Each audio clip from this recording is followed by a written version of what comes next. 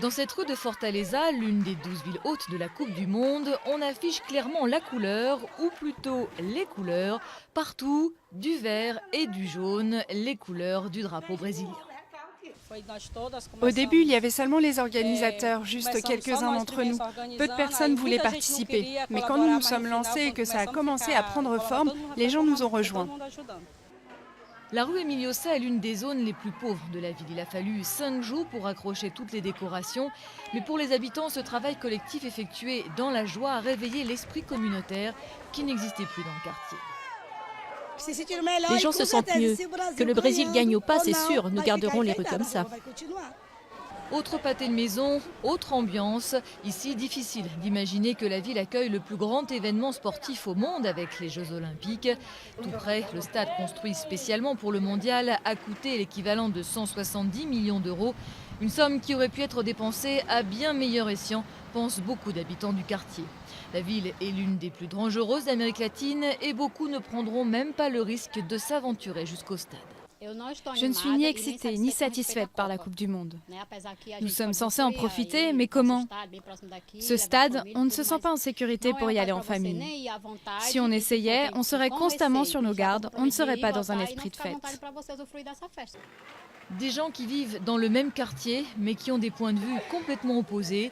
Fortaleza est à l'image de l'ensemble du pays, divisé, avec d'un côté ceux qui dénoncent le coût exorbitant du mondial et de l'autre, tous ceux qui attendaient impatiemment le coup d'envoi de la Coupe du Monde.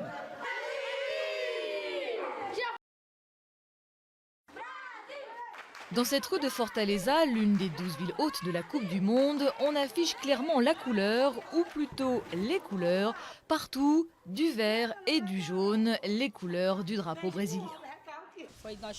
Au début, il y avait seulement les organisateurs, juste quelques-uns d'entre nous. Peu de personnes voulaient participer. Mais quand nous nous sommes lancés et que ça a commencé à prendre forme, les gens nous ont rejoints. La rue Emiliosa est l'une des zones les plus pauvres de la ville. Il a fallu 5 jours pour accrocher toutes les décorations. Mais pour les habitants, ce travail collectif effectué dans la joie a réveillé l'esprit communautaire qui n'existait plus dans le quartier.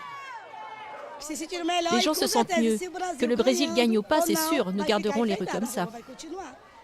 Autre pâté de maison, autre ambiance. Ici, difficile d'imaginer que la ville accueille le plus grand événement sportif au monde avec les Jeux Olympiques.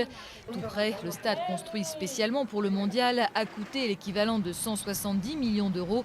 Une somme qui aurait pu être dépensée à bien meilleur escient, pensent beaucoup d'habitants du quartier. La ville est l'une des plus dangereuses d'Amérique latine et beaucoup ne prendront même pas le risque de s'aventurer jusqu'au stade. Je ne suis ni excitée ni satisfaite par la Coupe du Monde. Nous sommes censés en profiter, mais comment? Ce stade, on ne se sent pas en sécurité pour y aller en famille. Si on essayait, on serait constamment sur nos gardes, on ne serait pas dans un esprit de fête. Des gens qui vivent dans le même quartier, mais qui ont des points de vue complètement opposés. Fortaleza est à l'image de l'ensemble du pays, divisé, avec d'un côté ceux qui dénoncent le coût exorbitant du mondial et de l'autre, tous ceux qui attendaient impatiemment le coup d'envoi de la Coupe du Monde.